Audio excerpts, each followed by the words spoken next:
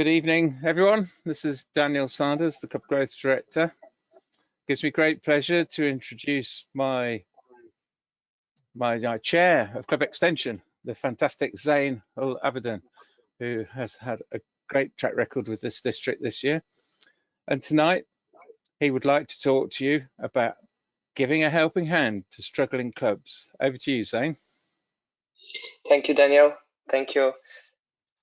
Welcome, everyone. So, just in the beginning, so this webinar is basically not just for club coaches or appointed club coaches, but basically anyone who is working with a struggling club, be it your own club or be it your neighboring club, which you're trying to help out.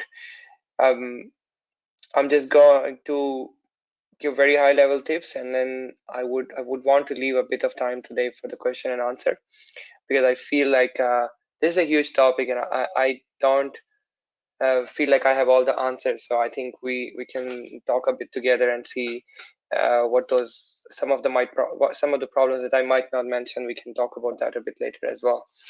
So let me start just to for those of you who don't know me very well yet. I've been in Toastmasters for 3+ years. At this moment, 3.5 years. In that time, I managed to get 2 DTMs, one in the legacy program and one in pathways.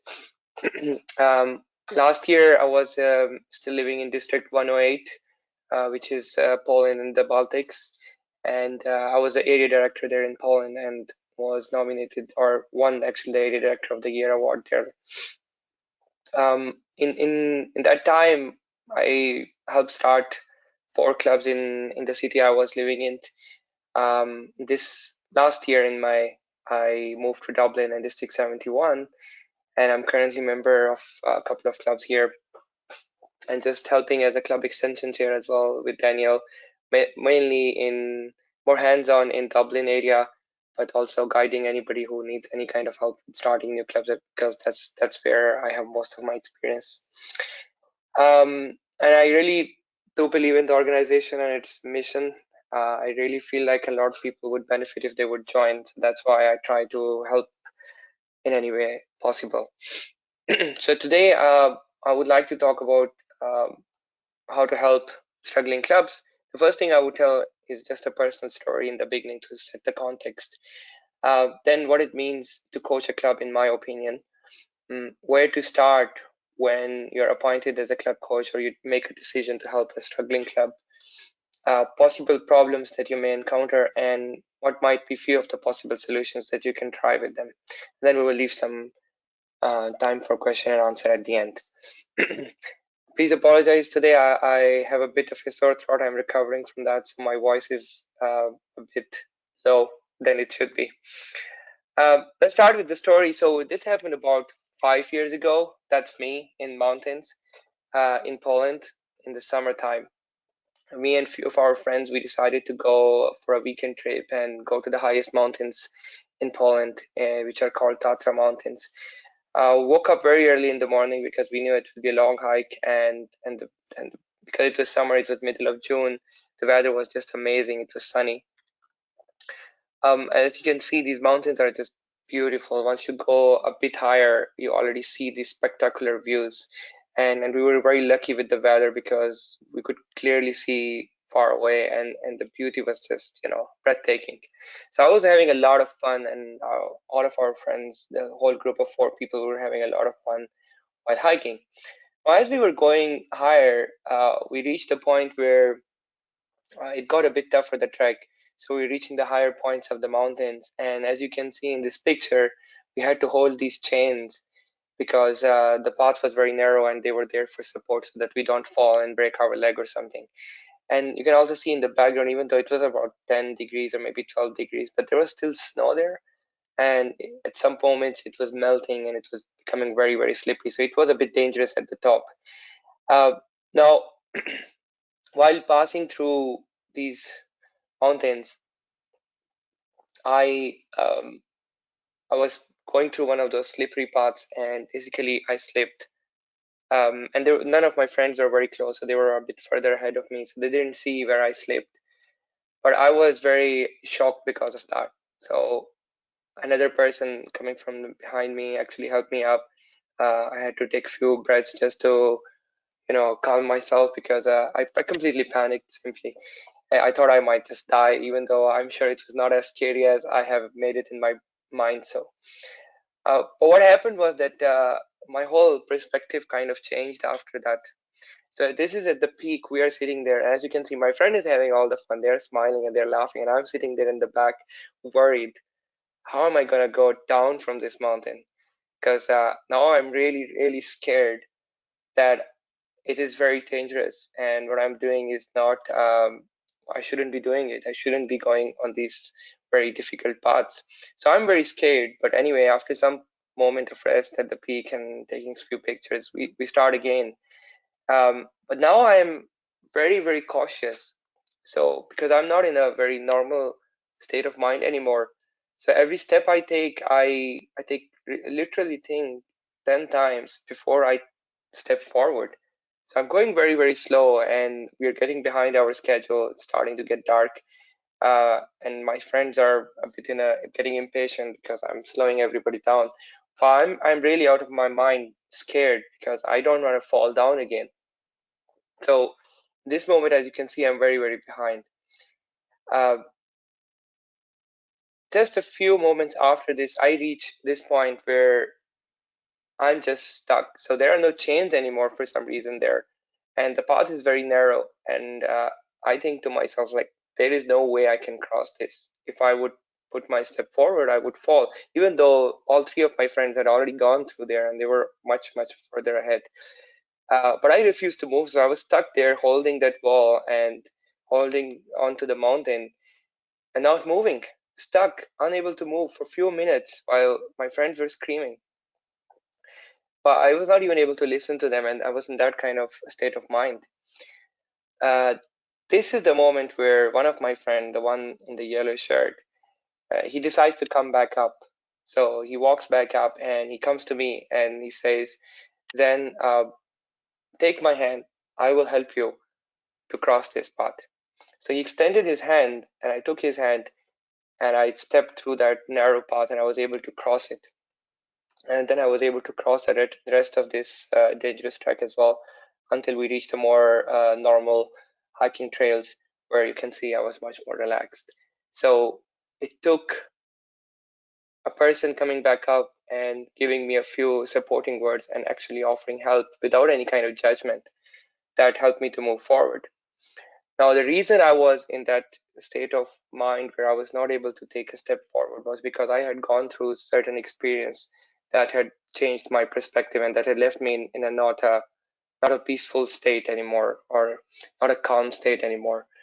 And in that moment, even though my friends were saying, "Hey," and all the logical and rational thing was there that I could have crossed that and there was no real danger there, but in my mind there was, right? So I couldn't really move, and that was until that friend of mine came and said, "Hey, take my hand." He gave me that helping hand, and that helping hand made me take that step forward. Now, how does that relate to helping struggling clubs? When somebody says what it means to coach a club, in my personal opinion and from my own experience of coaching a club in the previous Toastmaster year, all it means is giving a helping hand. Because clubs don't just suddenly become struggling. There are a lot of reasons and things that happen in those clubs, be it, and sometimes those things are out of your control, like, the location is suddenly lost and you have a meeting place which is not very nice anymore, or suddenly it's a corporate club and the company doesn't want to support it anymore and you struggle. There can be many, many reasons, or the reasons can be more internal where people suddenly lose motivation, or there is a very negative atmosphere because a couple of people don't get along and they are very experienced and so on. There can be tons of reasons, but there are always reasons. So no club just suddenly becomes a struggling club, right? And I have seen in my experience that a lot of club coaches and a lot of people who want to help a club, be it club coaches or be it the district officers or just experienced Toastmasters who genuinely want to help, what they do is they go ahead and they start giving them advice. Hey, if you do this, you will be better. If you do that, you will suddenly have more members. Uh, But that doesn't seem to work, right? Doesn't seem, most often it doesn't work. Those clubs don't suddenly come back to life. What is needed instead is giving a helping hand. And what it means, in my opinion, is uh, basically, you know, where to start is to simply be there and listen. So I will tell you throughout this whole webinar, as I go through different problems in different sections of this webinar, will tell you my story of coaching the club. So I was nominated as an area director in 2018. And at the district conference, I met the other district or other area directors and district officers, but I knew the area director from my area before. So I had already talked with him, and he was also there, and we had a frank discussion about each of the clubs that I was going to be helping. There was one club that he told me, Zan, there is absolutely no point in helping this club. And I asked him why. Why do you think there is no point in helping? He said, Zan, this club has been there for a few years, and the guy who founded this club is still there. The couple of people actually are still there, but it is struggling because they are not able to let go of the club or control or let other people do anything. And there is a very negative atmosphere, and they simply don't want to improve. All they want is just to fulfill their ego, and that's really causing the whole problem. So nothing you would do will actually help. So I would suggest not to spend any effort on this club and instead focus on the others. I was a bit surprised to hear that, but there is another contextual thing to this, that I'm not Polish, so I don't speak Polish language. And unlike in most other countries, in Poland, actually a lot of Toastmaster clubs, they are in Polish language, so they are not in English. In fact, in my area, my club was the only one that was an English speaking club, and the rest of the clubs were actually Polish speaking. Um, so I had never visited that club. I didn't really know those people. I didn't know that club very well. All I had heard was this basically advice from the previous area director. Anyway, a couple of weeks later, I decided to go to that club just to introduce myself. And I go there, and there are literally 4 or 5 people. The meeting is terrible. Even though I don't understand the language, I can clearly see this is not benefiting everyone. And the guys are just, having a laugh, and that's all. So I think to myself, yeah, maybe there is no point in helping this club, right?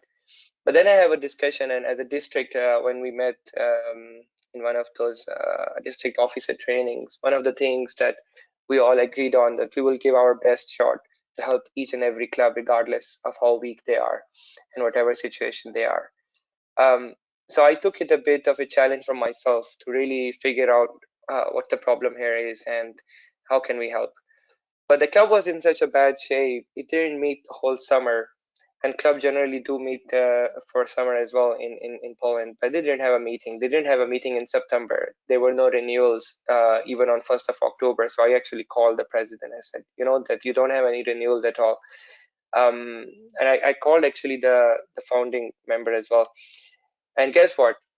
Like 3 4 days later, they had 9 people as renewed.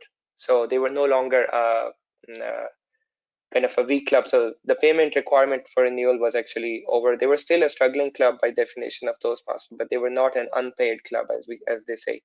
So they had 9 people on paper, and the reason they did it because one of them wanted to take part in a contest. And if your club is not in a good standing, which means that 8 people haven't renewed, you cannot you cannot compete in the area contest, and that's the reason they did it.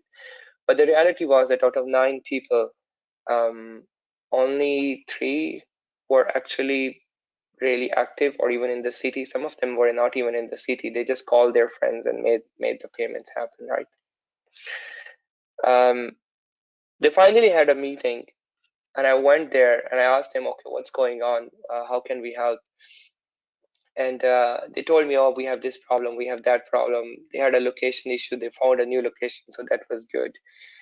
Um, and they had a couple of more meetings, and I just went there and I just sat there. I don't understand the language, so I cannot really contribute in the meeting. I cannot take any role. So all I do is just sit there through the 2 hour meeting and talk to the officers afterward if they want my help. But this had an impact because, and I was not trying. That was not my aim at all. But at the end of like that month, I think in October, they said, "Would you like to be our club coach?"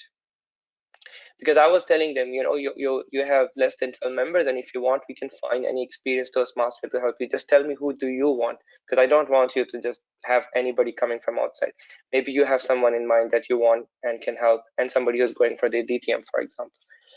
But they asked me and another Toastmaster from our city to agree. So I asked that Toastmaster, and he agreed as well. So we were officially appointed coaches to this club.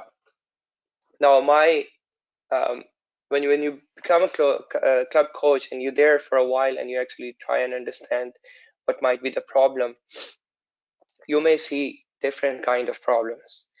I classify them broadly as two. So first are the internal problems. These can be that the officers are simply not motivated.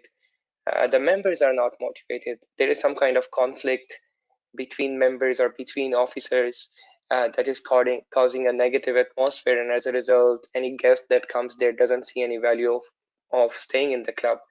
Or in general, it's a non-serious attitude, and nobody really wants to improve themselves because they consider it as a social club rather than a educational aspect of it. Social, don't get me wrong, social aspect is important, but if there is no educational value out of a club, then chances are it's not going to last very long. So those are the internal problems that a struggling club may face. And then there are the external problems. For example, the location of the meeting is simply not good, right? It's really out of the city. Or it's in the part of the city where it's very hard to travel there for people, or they think this kind of issue, or the room is very small. It's not very nice. It's cold. It's hot. Whatever. The nature of the club or support of another entity, for example, if it's a corporate club or a university club, and for whatever reason the sponsoring organization is no longer there, so the club is just hanging there, and that's an external problem, right? There is no good marketing, there is no good follow-up or process for inducting new members. Officers simply don't know their roles because for whatever reason the knowledge transfer didn't happen between terms, and the officer training didn't help the new officers, or they just simply didn't attend for whatever reason. But there's in general a lack of experience. This tend to happen with clubs that recently chartered because they usually don't have too many experienced Toastmasters. Now, internal, I would approach these problems in a different way. I would say, in my experience, the strategy should be different for internal problems and for external problems. And you will see why I call them internal and external. So coming back to the story of my club, there I saw both internal problems and external problems in that club.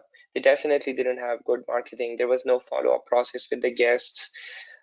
They had a couple of experienced members, but the actual officers, they lacked a lot of Toastmaster knowledge.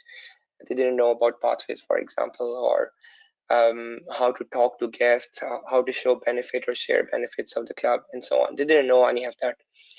But there were also internal problems because it seemed like they're not motivated, and they're just 3 or 4 people, right? 3 or 4 people cannot run a club. It's not a healthy club. It's not even a club. Uh, so and they were like, it felt like there was some personal issues as well, but they just simply, mainly they were not motivated to do any work. Now and how I learned about that, basically, so this internal problem I could just simply observe because I was going there very regularly, and that's the only way you will see them. You will not, they will, because they will not come and tell you that they have a conflict or that they are not motivated. Then they never come and say that to you. You have to be there, sit there, see how the meetings are run, listen, ask questions, and then you get an idea if what we are facing is a people issue or is it's a logistic issue. External problems, on the other hand, you see in every meeting, but my proposal to them was, because they simply didn't have enough members. So I told them, hey, let's do a demo meeting or a kickoff meeting as we do for new clubs, right? So I shared with them all the knowledge that I shared in my previous webinar as well. This Rick Furbish method of doing a kickoff meeting, which is designed to attract a lot of guests and then a lot of members. My mistake was that the date they chose to do this meeting, I was not available. I couldn't be there. So I told them everything, and they did the whole meeting. And at the end of the day, I wrote them a message and I asked, like, how did it go? They said, oh, it went great. We got like so many guests, and they sent me pictures of the meeting, and it looked awesome. And I said, okay, how many people do you think are interested in joining the club? They said about 10 people said they will join. So I was very happy. I said, oh, that's it. We solved the problem. It was so easy. Uh, and I remember writing a message to our club growth director at that time, Elena in District 108. Hey, Elena, I think this club is sorted. They did a awesome meeting, and they might get 10 new members. So I was very happy with my accomplishment. But few days passed, and nothing changed. So I started writing back to the president. I didn't get any good reply, any satisfactory reply from them. Finally, I got a hold of them face to face, and we talked. So they said, yeah, none of those guests actually approached us after that. And I said, what do you mean they didn't approach you? What about you approaching them? And they said, oh, sorry, we didn't do that. So what do you mean? Oh, because we didn't have any contact details for those guests. At that moment, I realized that the lack of knowledge and the way good clubs work, they didn't collect any emails. They didn't collect any way to contact those guests. They didn't have any data. They had no mechanism to follow up. So meeting might have been nice and the guests may have enjoyed it. I have no idea. But for sure, there was no way those guests would join the club because there was actually no follow up, which is so important. And that was the moment I realized that this club has a lot of problem in terms of knowledge and the way how a club should work, and they need really a lot of training as officers and as members as well. Mm, but things took a turn for the worse. So this was, that there are there are clubs that meet every week, and then if a club meets every week, they have an option. They can have a 6-month officer term or a 1-year officer term. And in this case, this club had a 6-month officer term, so they were changing officers every 6 months. And usually, then you have an election in November or beginning of December. So this was the time of the year in 2018. And I asked them, okay, did you have an election? Do you have new officers? And they said, yeah, we have chosen this date. We are going to have a meeting. We will choose an officer, and so on. I said, okay, I will join you in that meeting. Then a few days before the meeting, I get a message from the president and says, Zain, as an area director, can you tell us how to close a club? I said, what do you mean? Why do you want to close a club? And he says, well, nobody is interested in running the club anymore, and nobody wants to be an officer, so I don't think it's worth it. And that's why we really want to officially close the club. I tell to the guys, wait, let's have this meeting. And because I was an area director and I was doing this dual role as an area director and club coach, I was actually in touch with all the other clubs as well. And I thought that it's not just a matter of, now we see the internal problems, right? The clubs and the members are not motivated, the officers are not motivated. This is really a cause of the root cause of why this club was struggling. The lack of knowledge was an issue, but the real issue was that they didn't have the motivation to even gather that knowledge. So I did a couple of things. I told them, let's have a meeting, even if we don't have an election, even if we don't choose an officer, we'll just have a discussion, a frank discussion. And if you want to close the club, I will ask and find out the process on how to close the club. But what I did in parallel was I actually wrote a message to all the presidents of other clubs in my area, and there were 5 other clubs. And I asked them if it's possible for those presidents or one of the officers from those clubs to come with me to this meeting. Because what I wanted to show this club that they were not alone. You know, there were other Toastmasters, and the city I'm living in is not as big as Dublin. For so it's a rather small town, 600,000 people. So it's not very big. So even though we have 5, 6 clubs, people knew each other, and they were going and visiting other clubs, especially the Polish-speaking clubs, right? Because they're in the same language. So I asked them to come, and to my surprise, or rather lack of surprise, in a way, I know this now. I think I didn't know this back then. When you ask Toastmasters for help, generally they tend to help you. And then, every club sent a couple of officers from them to that meeting. So when we went to that meeting, instead of just me being there and the 3 members, it was me, the other club coach, the 3 members, and like 7, 8 people from other clubs who just came because I asked them. They didn't know what we were doing. So we sat down in that meeting, and the guys asked me the same question. Hey, we want to close this up. So how do you deal with that? How do you deal with these internal problems, right? That was the critical moment. In my opinion, that to deal with this internal problem is to tell them that the problem is them and what are they going to do about it. In my case, the way how I decided, I mean, you're not going to be doing, say, hey, you are the problem. Now tell me what you are going to do. That's not going to work. But you have to find a nicer way of saying the same thing, right? How I approached it was once the president stood up and said that he doesn't want, we don't want the club to go. I took up and I told them, okay, listen, I just asked for help from other clubs 4 or 5 days ago, and look how many people showed up. Did you ever ask for help from anybody else? They said no. Then they were on, because there were only 3 members left at that point in that club. I asked them individually, can you please share why did you join Toastmasters and have you achieved your goal? First, it was the president, and he said, yeah, I joined to improve my public speaking, and yeah, I have achieved it, because he was really, really done with the whole thing. But the other 2 people were to, I had this gut feeling, but I was still a bit surprised. They said, yeah, we joined to improve our public speaking skills, but we also wanted to improve our leadership skills. And we think we haven't actually accomplished any of that. So I told them, hey, look how many people there are. And they just came at a very short notice. I'm here. This other club coach, Patrick, is here. If you think, and if you're still want to improve your skill, both in public speaking and leadership, maybe this is the best opportunity, right? To rebuild this club from scratch from here. And if you say yes, we promise to help you. But if you say no, we close the club and you can join one of the other clubs in the city. So I left the decision up to them, because if they were not motivated, if the members and officers don't really want to help themselves, there is no way you're going to solve these internal issues, the motivation issues. It's very hard to motivate people who have given up, right? They said we want. So the 2 people said they want. Now in that meeting, we decided, okay, what steps we are going to take. They took all the roles. They said we will do all 7 roles together, and the current president decided to be the secretary just to make it 3 officers, 3 different people taking all the 7 officer roles. And they decided, okay, we are going to have another kickoff meeting in the beginning of January. It's a new year. It's easy to sell it as well. Like new year, new resolutions, new members can join. And in this case, they really asked for us for help. They asked, can you please send an experienced Toastmaster who can run the meeting? Can you please tell us how should we talk to guests? Can you please train us? We had this whole month of December to do that. And we did it.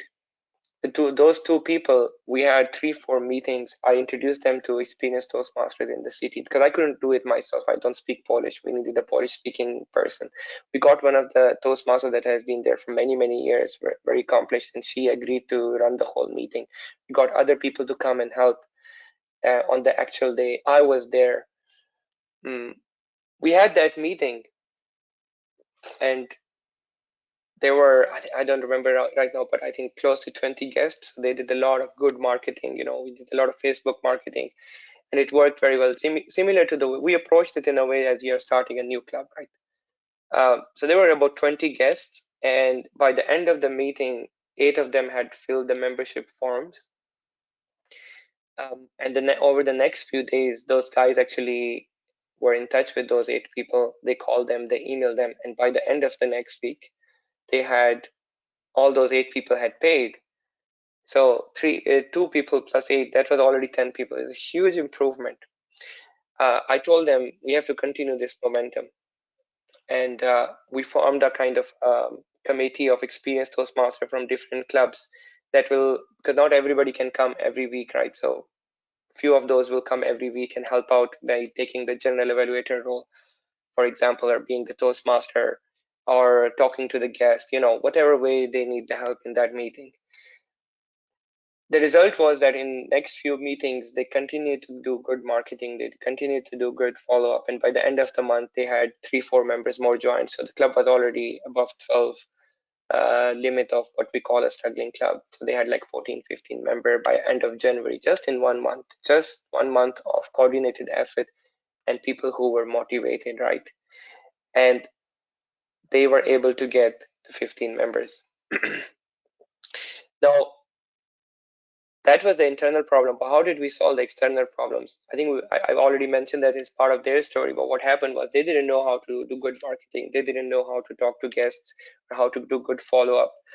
Uh, they just lacked the knowledge of Toastmasters or even the value of Toastmaster, how to talk to people. They didn't know about pathways. Nobody introduced it to them. So they didn't know how to sell that, for example, to new members. And it was very important to talk just about pathways and not the old program because new members wouldn't be able to do it anyway. How do you help with these external problems, right? Now, a lot of these things I knew myself because I was working with my clubs. As an area director, I was involved in a lot of other initiatives as well. I had a lot of this knowledge, but there was a issue of language as well. So what I did, I got a lot of other Toastmasters from the city, Polish-speaking Toastmasters to help out. How? By guiding them and by sharing your experience, right? So we shared the best practices from our clubs that were doing very well.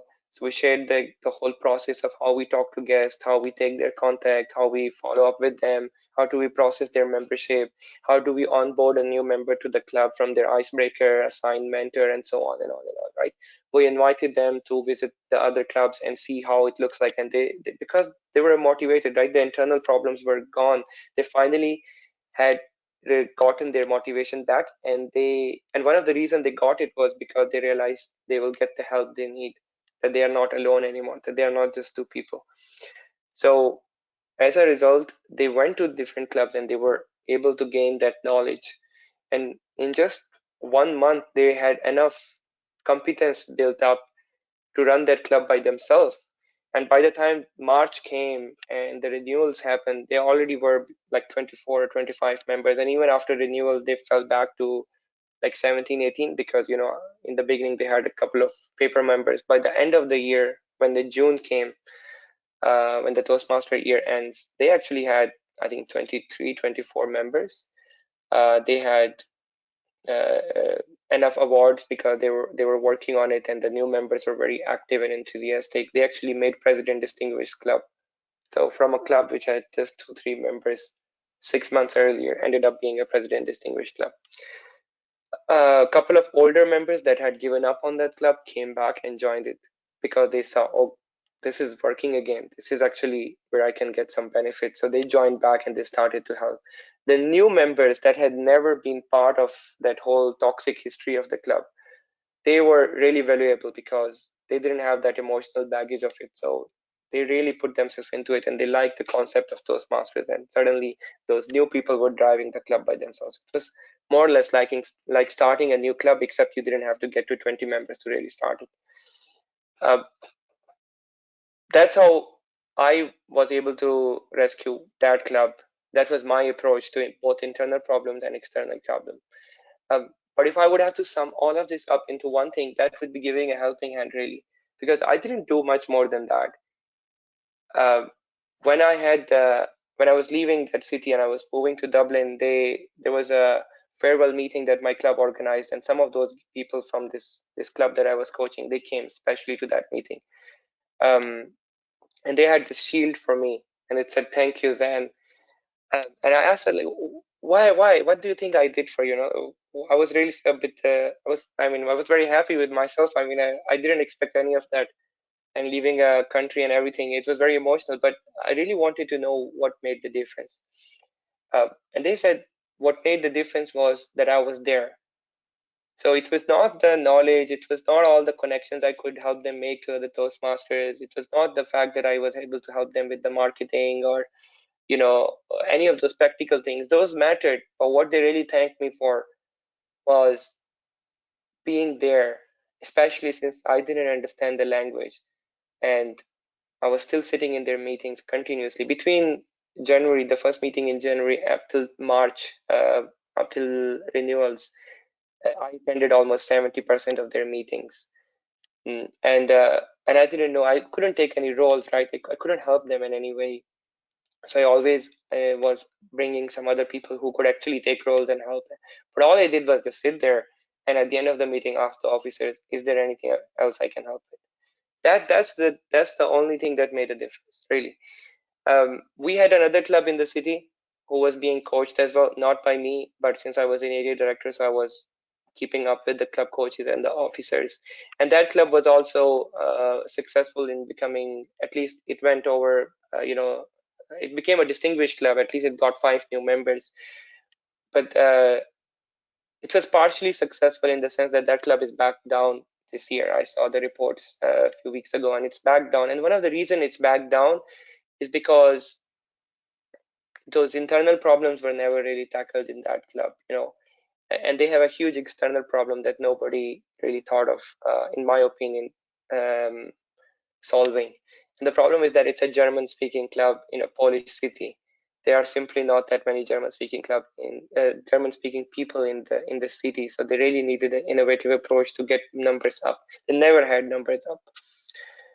So that club, even though they were able to meet the club coaching requirement, and that, in my opinion, is not that hard. Sometimes all you need is 5 new members, and if you get the officers trained and do the renewal submit, you're already 2, 3 DCP points up, and you just need a couple of awards to get to 5. Honestly, if you're doing a club coaching role and if you're helping a struggling club just to get a club coaching credit, that's not that hard. There are ways to do it without actually helping the club. But if your goal is, and I hope that a lot of you that joined today, your goal is actually to help the club. That's why you're spending your Sunday evening here with us. Then you have to be simply there. The most important thing is to build that relationship with those officers, because as I said in the very beginning, as happened in my own story in those mountains, clubs don't just suddenly one day become struggling. There are a lot of factors that go into it, and there's a whole history. And when somebody new comes and doesn't, just completely ignores that history and tries to guide them, uh, it's very hard. It rarely works. So what you need is to just help them, listen to them, be there, and over time the problems become evident and they start to trust you, and it is much much much easier to share your knowledge, to share your experience, to help and guide that club to success. It's a very fulfilling feeling as well once you do it. When I look back at my year as an area director, where we did a lot of different stuff, if in my opinion, this was my biggest accomplishment, to help that club that everybody told me this is not worth saving. This is not worth saving. And that club ended up being president distinguished and it's still going strong. I can, it's called IT speakers in District 108. You can see on the dashboards, it has 24, 25 members. Their awards are getting. The president from last year wants to run for area, be an area director this year. They are taking part in contests. So it's not just for a few months. The club is still going strong because we looked at the foundational problems that were there and we tried to solve from there, and then those external problems that can be easily covered with skill and knowledge. But it's the real challenge is those internal problems. Once you get through them, it becomes much more easier, and the way to do that is give a helping hand. That's all I had from my side to share today. uh, I understand I didn't go into a lot of individual issues, and I think because each struggling club would have its own problems, and the way the solutions to them, I think we can find more if we talk to each other and brainstorm together. So if you at this moment have any question, I'm happy to answer. I may not have the answer to your problem in that particular club, but I think if we would all talk to each other, we may find something.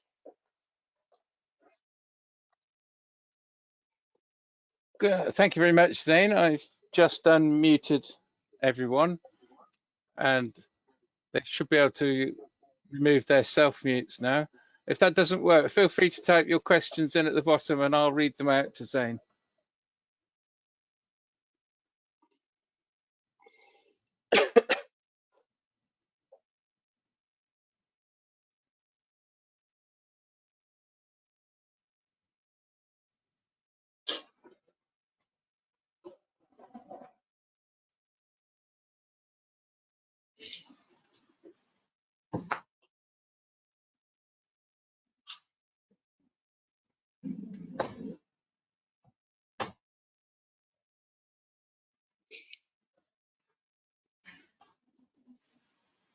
You should be able to speak if you wish to.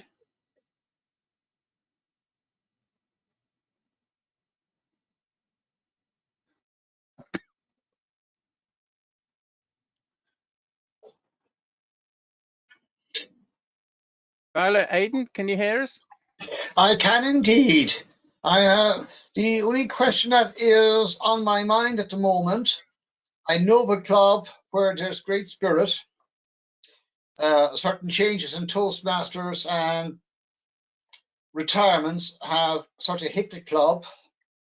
But I want to ask Zain, have you ever gone through the process of applying for the $125 gift token to help support the club with PR material from Toastmasters International, and how easy is that process to get through, please?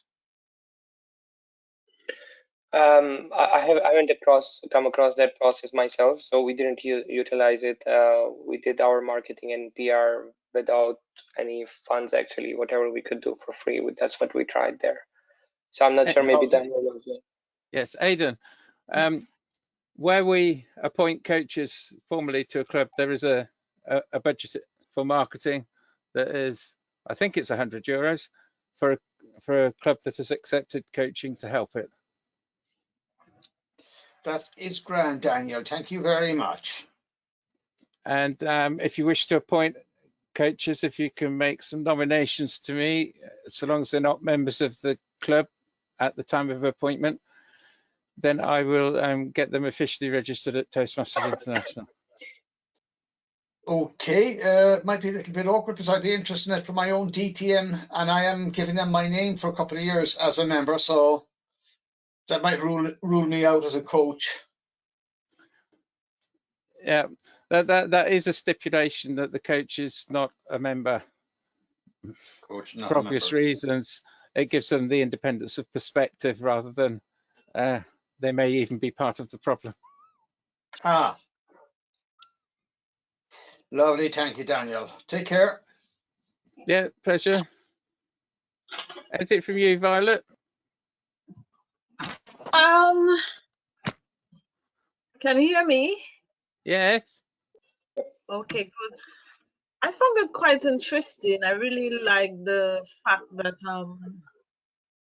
really going and not just saying to the club what to do is a good approach to take. I think that really helps in understanding the dynamics of the club. What I want to know, in our case, does that mean that we are entitled to the marketing budget as well for our area? Because we have 2 clubs with coaches. Yes. Val and Andy at Cornerstone Communicators can access the €100 budget, and Nigel Osland at Luton Speakers can access the budget. That's interesting because I wasn't aware that they could on our behalf. So that's good. That's something I will try and see if I can get them to do for the clubs in question. I mean, Luton Speakers had a very good open night, and quite a few guests indicated at the end of it. Luckily, we do have the practice of taking details. So I know right then people will filling up the forms is something that the club does once people come in for the night. So I know that follow-up is in place. Rosemary is very good at that. I think the challenge for us is more my own club in Cornerstones, where it's an advanced club, so it's more difficult to get advanced members to move across. Some of them complain in the area where we have the meeting is the issue, but Cornerstones seem to always have that attrition every year. And you get over to the DCP points and the next day is always the same thing. So we have been having a series of meetings. We have a committee meeting tomorrow where we're going to look at what exactly we do to maybe change the agenda from just advanced members using the club for getting the DTM and moving on, which seems to be the trend. So I think some of the issues with Bluetooth speakers, I could relate to some of the things that we're coming across. And yeah, Luton Speakers has had some of Zain's internal list of problems.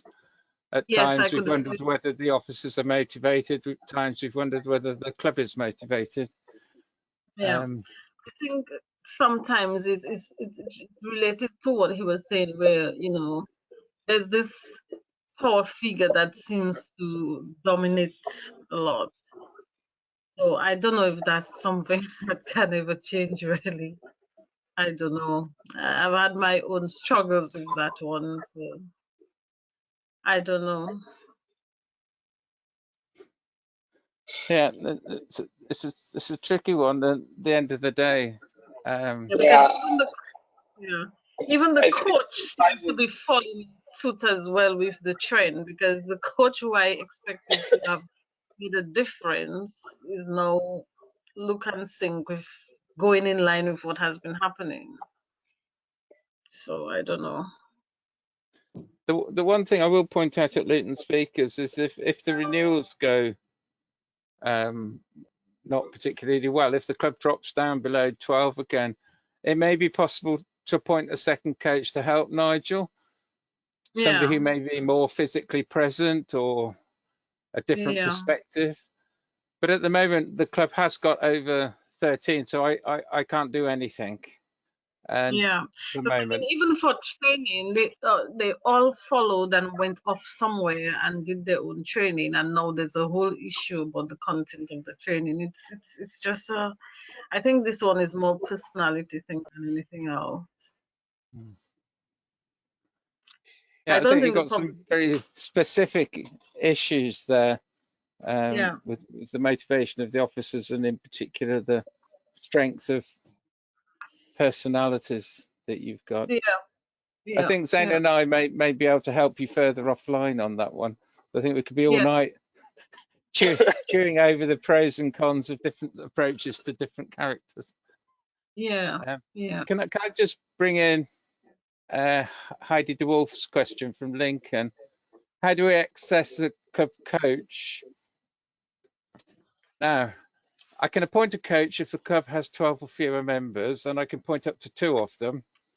And their objective is to get the club back into the Distinguished Club Programme. And their appointment is renewable by a year if they don't succeed in their first year. And what else to know about them? And if it doesn't work out, the coach themselves can resign, or the club president can ask them to go, and we can then consider a new appointment. But as to who these people are, the main requirement is they have some experience to contribute, and that they are not members of the club at the time of appointment. Now, I can sometimes suggest a few people from the top down, but it is almost certainly better if the area or the division director has got some contacts with somebody who's physically available in that locality to contribute. And those are the main requirements of accessing the coach program. And now in extremis, where we've got places like Cashel at the moment or North Highland Speakers, we're piloting an arrangement where we partner a physical on the ground coach, because as Zain said, a virtual coach will not detect any of the internal issues, because they're not going to say they fight each other. So we need physical coach to be at least part of it. But at Cashel, we're piloting a virtual coach to be the second coach to help support the committee meetings, to help provide educational seminars online for the club officers and things like that. And that's work. Cashel's recovered from a bad renewal to a certain extent. It's got 4 in, it's got back to square one, it needs to go forward. But I have to say that previous year, my predecessor, Gerald Mannix, appointed a virtual coach to North Highland Speakers, and just the coach, no one else. And even the coach is almost impossible to get hold of. And that basically was a disaster. So I was very cautious about virtual coaching this year, but we have piloted it again, which is very much an open experiment. And I am aware some of our weakest clubs are some of our remotest locations. And believe it or not, some of our weakest clubs may also be our hardest to get to, and they could be in a busy city, but they could be a corporate club whose meetings just don't fit with anyone else's life. So that's another side to it. So I think there's Heidi's question. Eileen Hopkins has just congratulated you, Zain, on an excellent and very insightful presentation. Thank you. Thank you. Anyone else for anyone else, or shall we knock off 10 minutes early?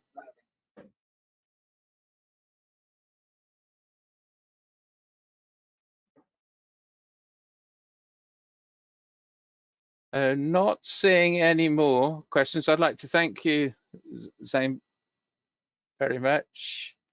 My pleasure. And just check the question panel. It's just another thank you. Yes, I'd like to thank you very much, Zain, and it's been a very insightful presentation for me, particularly the interpersonal skills that you need to use to make yourself helpful. I think that's often overlooked at times. I think we often think we can just walk in the door, lay down the orders, and it'll all be sorted out. And it's very far from that. It's being able to win and earn trust. So with that, and another one from Bridget Ellett saying it's a different approach, very well worth listening to. So good night, everyone. I'm logging it off and it'll be available online shortly. And I think that's got it all. Yes, there's just some more thank yous coming in. Right. Good night, everyone. Thank you. Thanks, Zain.